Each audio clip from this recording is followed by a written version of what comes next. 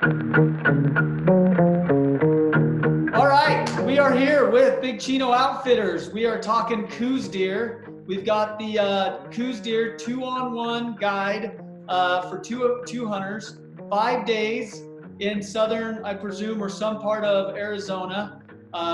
Big Chino Outfitters is ran by JP, and he is going to be talking to us a little bit about the Coues Deer Hunt and what the expectations are for that hunt so that we can get you, the bidder, the best and the most information on the hunt and be able to kind of make a good decision on bidding on it. So wanted to kick it over to JP. Awesome. Thank you for being on and shooting this video with us and talking a little bit about Big Chino. Give me a little bit of background on Big Chino Outfitters. Yeah, well, again, thank you for having us. JP Vicente here, AKA Big Chino. Big Chino was founded and started in 1987. So we've been guiding in Arizona for 33 years. We're based out of Prescott, Arizona, for the most part, where our headquarters are, but we guide hunts all over the state of Arizona. Particularly these Coues deer hunts are down in southern Arizona, and just an incredible opportunity to come here in January because that's when the rut is happening. So you get incredible weather, first of all. There's been days it's been as high as 80 degrees down there in January, you know, really, really crazy, beautiful. And you got Coues deer, the gray ghosts, rutting. So it's just really, really a great hunt. And, for anybody who's never hunted Coues deer, I'll tell you right now, guys, they're difficult. And yeah, very, very difficult. In fact, I would say probably one of the most difficult, and especially if you're going to try to do it, DIY as opposed to an outfitter, like your chances increase, dramatically having an outfitter who knows the area, knows the water sources, has trail cams out. Which is kind of why Big Chino's been successful on these hunts in the past.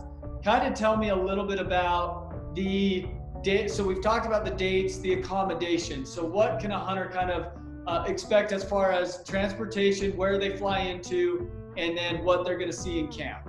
First of all, let's talk about arriving here. We're gonna try to get you to fly to Tucson, Arizona.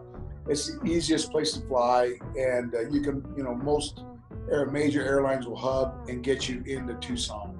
So if you fly into Tucson, we'll pick you up in Tucson. If you fly to Phoenix, which you can do also, you'll have to rent a car and drive to Tucson and meet us at a location.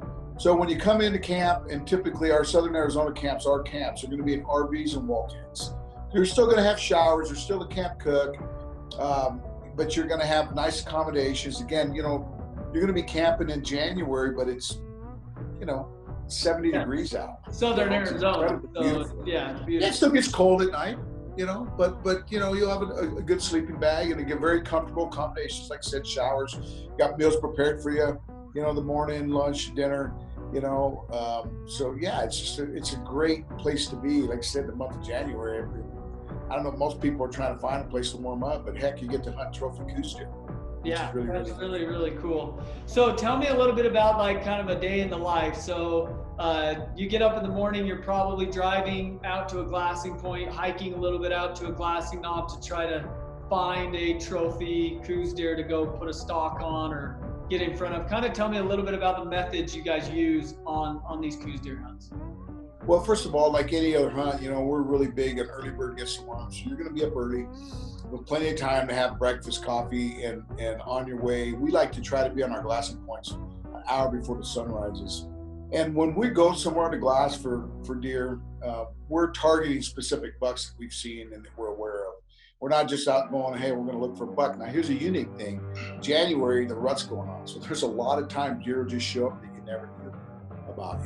Again, they call them the gray ghosts for a reason, because you just never know what's going to show up down there in those Coues deer. So, you spot and stalk, you see a buck, you can spot and stalk him, but the best way, to be honest with you, is to go to the old school whitetail methods and the set.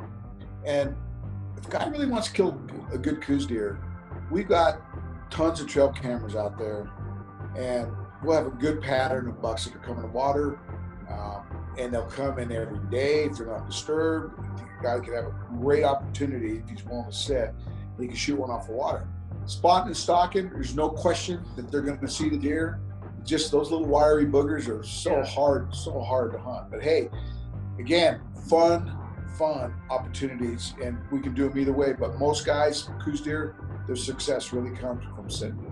Just being patient and sitting that water hole and waiting for that buck to come in. And on average, what kind of shots are you typically taking on your Coues deer hunts? Well, spot and stock is your typical 50, 60-yard shots, you know. We really don't like guys shooting past 60 yards because a Coues deer is small. Right. You know, but if a guy can show us that he's capable of shooting past 60, you know, we want the hunter to take the shots that they're most comfortable with. If you're sitting on a blind, it's going to be 20 to 30-yard shots, no more than 40. It's going to be, you know, either in a tree stand, but most of the time we have ground blinds. So you have margin of error there. Still got to be stealthy. Still got to be able to pull that bow back.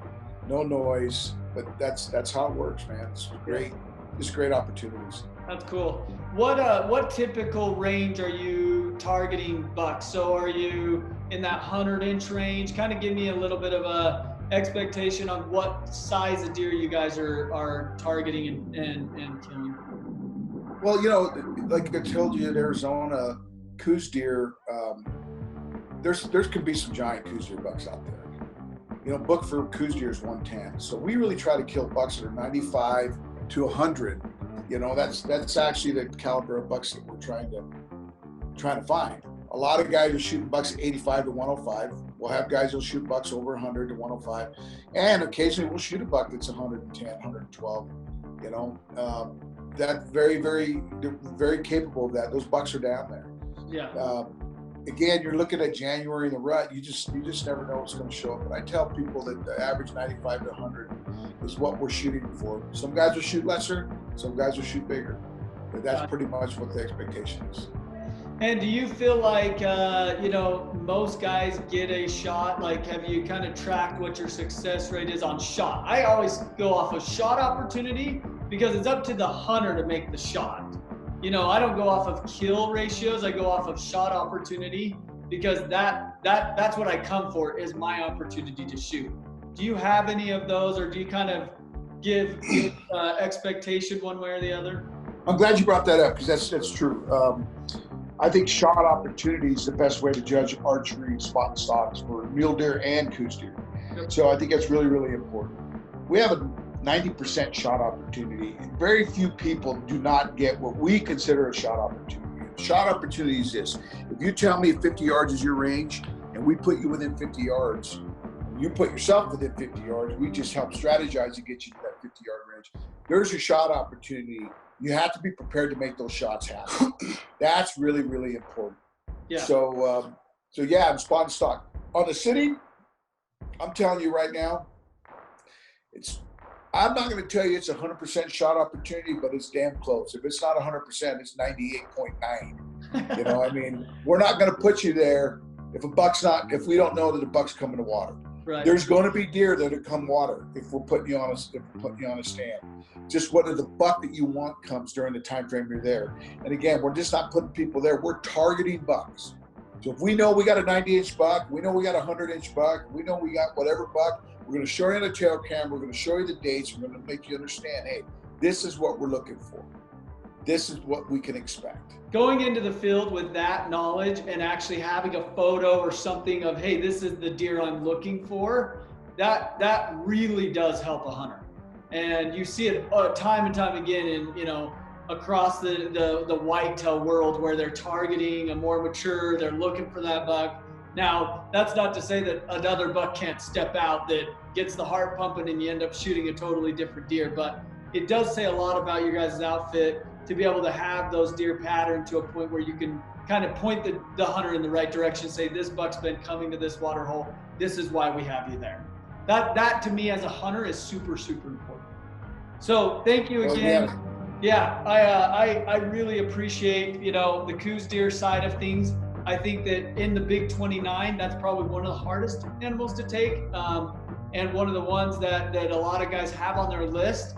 They just don't know where to turn to go and have a good hunt. And I think this brings that expectation to light. And, you know, bidding on this hunt, I get excited about it. I get excited about thinking to go down there in January. Everybody has depression in January because all the hunts are usually over.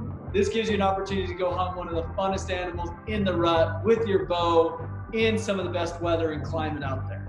You know, another thing while you're down there, keeping in mind, you know, the Coues deer, once you get to understand what a big Coues deer is, you get really excited like you just saw 180 or 200 inch mule deer.